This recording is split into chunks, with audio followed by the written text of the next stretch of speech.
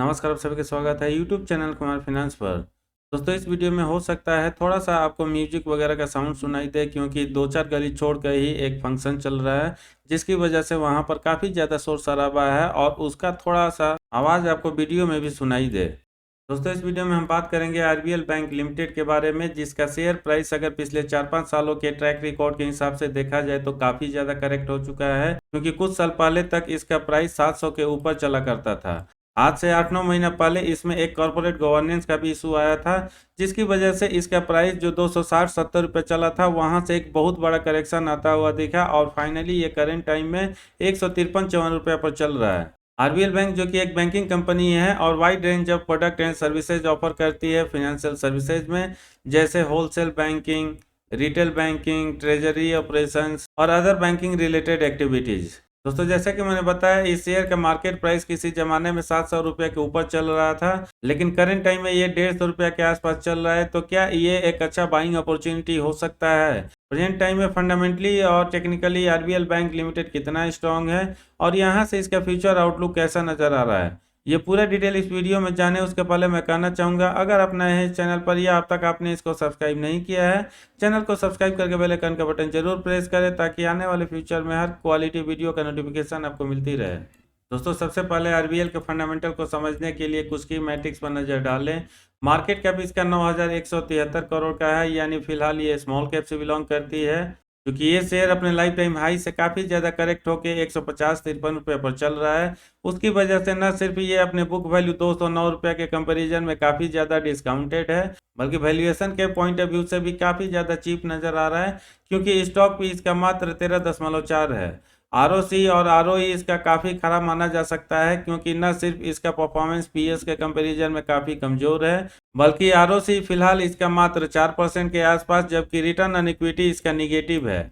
इस बैंक ने Q2 financial year 2023 का जो रिजल्ट प्रेजेंट किया था, उसमें सेल्स पॉइंट ऑफ व्यू से तो एवरेज माना जा सकता है, क्योंकि year on year quarter basis पर सेल्स ग्रोथ इसका मात्र 11.27% रहता है। लेकिन प्रॉफिट ग्रोथ वाइज देखा जाए तो यहाँ पर एक बहुत बड़ा जंप आता हुआ दिख रहा है, क्योंकि ये 1829.12% रहता है। ओवरऑल इस बैंक के परफॉर्मेंस को अगर हम क्वार्टरली रिजल्ट के हिसाब से देखें तो काफ़ी ज़्यादा एवरेज या पुअर माना जा सकता है, क्योंकि सितंबर 2019 से लेकर सितंबर 2022 के बीच में लगातार इसका रेवेन्यू 2200 के करीब ही घूमता हुआ दिख रहा है, और सबसे ज़्यादा जून 2022 क्वार्टर रिपोर्ट के हिसाब से इसका सेल्स 2346 करोड़ का था। और उसके बाद एक बार भी ऐसा देखने को नहीं मिल रहा है जब इसका रेवेन्यू 2300 के ऊपर जाता हुआ दिखे, और फाइनली जो इसका लेटेस्ट क्वार्टर रिपोर्ट रहा है उसके अकॉर्डिंग इसका सेल्स 2263 करोड़ का होता है। फाइनेंशियल प्रॉफिट की भी बात करें तो ये लगातार आपको निगेटिव ही देखने को मिलेगा, और एक बार के लिए जून 2021 का जो इसने रिजल्ट प्रेजेंट किया था, प्रॉफिट तो दूर की बात, सबसे ज्यादा लॉस करते हुए फाइनेंशियल प्रॉफिट इसका निगेटिव 1281 करोड़ हो जाता है।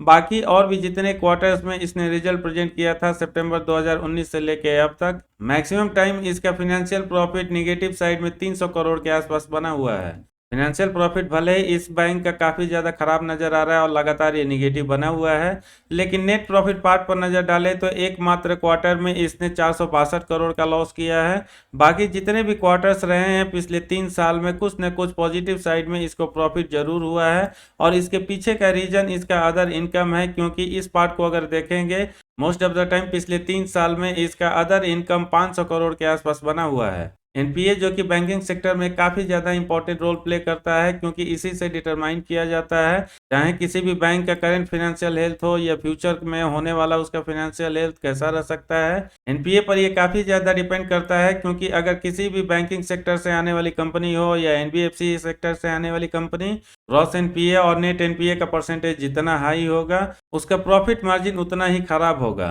प्रेजेंट टाइम में अगर हम आरबीएल बैंक के ग्रॉस एनपीए परसेंटेज की बात करें तो ये ऑलमोस्ट आपको 3.5% के आसपास नजर आएगा, जबकि नेट एनपीए इसका 1.5% के आसपास है। यानी ओवरऑल देखा जाए तो एनपीए का परसेंटेज लगातार इसका इंप्रूव होता हुआ दिख रहा है पिछले कुछ क्वार्टर्स में, जिसकी वजह से इसका नेट एनपीए भी काफ़ी कम हुआ है।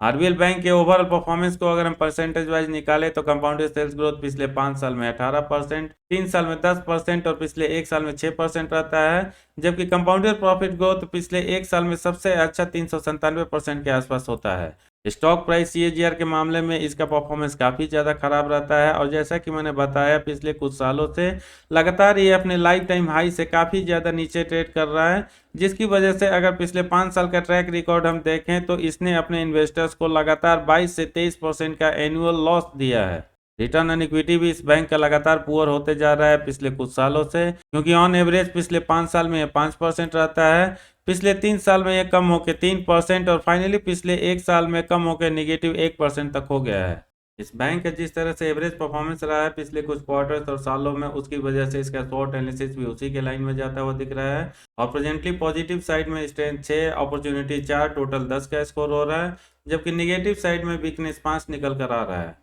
इस शेयर में लोगों का इंटरेस्ट कैसा बन रहा है फिलहाल पिछले 1 महीना से, उसको समझने के लिए अगर हम वॉल्यूम एनालिसिस पर नजर डालें, चाहे पिछले 1 महीना का एवरेज डेटा हो या 1 सप्ताह का एवरेज डेटा हो, इसको एवरेज या पुअर माना जा सकता है, क्योंकि ट्रेडिंग क्वांटिटी भले 1 करोड़ से लेकर 2 करोड़ के रेंज में रहता है, लेकिन डिलीवरी का परसेंटेज 30 से नीचे 29.74% और 21.73% रहता है। इसमें जरूर एक बहुत बड़ा जंप आता हुआ दिख रहा है यस्टरडे डेटा के अकॉर्डिंग, क्योंकि इसके अकॉर्डिंग 1 करोड़ से ट्रेड होता है, लेकिन डिलीवरी का परसेंटेज 30% से बढ़ के 44% तक हो गया है। यानी ओवरऑल देखा जाए तो आरबीएल बैंक लिमिटेड के शेयर में भले ही यस्टरडे डेटा के अकॉर्डिंग डिलीवरी का परसेंटेज काफ़ी स्ट्रॉन्ग है, लेकिन अगर कोई भी इन्वेस्टर मिड टर्म से लेकर लॉन्ग टर्म तक के लिए इसको कंसीडर करना चाहता है, उसको 1 वीक और 1 मंथ के डेटा को भी जरूर कंसीडर करना चाहिए और इसके बेसिस पर इसका डिलीवरी का परसेंटेज पुअर माना जा सकता है। क्या इस शेयर को टेक्निकल डेटा के अकॉर्डिंग करंट टाइम में कंसीडर किया जा सकता है शॉर्ट टर्म में अच्छा प्रॉफिट बुक करने के लिए?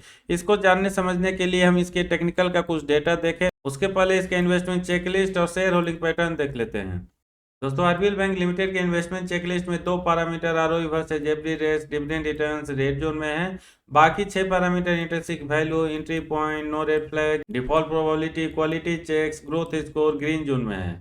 इस कंपनी और शेयर को लेकर जो फोरकास्ट किया गया है एनालिस्ट द्वारा, ये काफ़ी ज़्यादा खराब नज़र आ रहा है, क्योंकि 31% एनालिस्ट ऐसे हैं जो इस कंपनी और शेयर के बारे में पॉजिटिव राय रखते हैं। बाकी 69% एनालिस्ट का ओपिनियन या तो नेगेटिव साइड में या न्यूट्रल है। इस शेयर को लेकर जो प्राइस फोरकास्ट किया गया है दिसंबर 2023 तक के लिए, मीडियन साइड में यहाँ पर और एक बहुत बड़ा गिरावट होता हुआ दिख सकता है, क्योंकि ये 153 रुपया से 132 रुपया 50 पैसा तक पहुँच सकता है और इसके लिए इसको 13-13.5% नीचे की तरफ जाना होगा। रेवेन्यू फोरकास्ट में भी एक बहुत बड़ा डाउनफॉल दिखाया गया है मार्च 2023 तक के लिए और यहाँ पर मीडियन साइड में करीब 36% के आसपास गिरावट हो सकती है। अर्निंग पर शेयर फोरकास्ट इसका काफ़ी स्ट्रॉन्ग नज़र आ रहा है मार्च 2023 तक के लिए, क्योंकि करंट टाइम में ये निगेटिव ₹2.77 जो बना हुआ है, ये मीडियन साइड में 654-55% तक ग्रो कर सकता है और यहाँ से ये ₹15.38 तक पहुँच सकता है। शेयर होल्डिंग हिस्ट्री पर नजर डालें, जहां पर डेटा जून 2021 से लेकर अब तक का दिया हुआ है।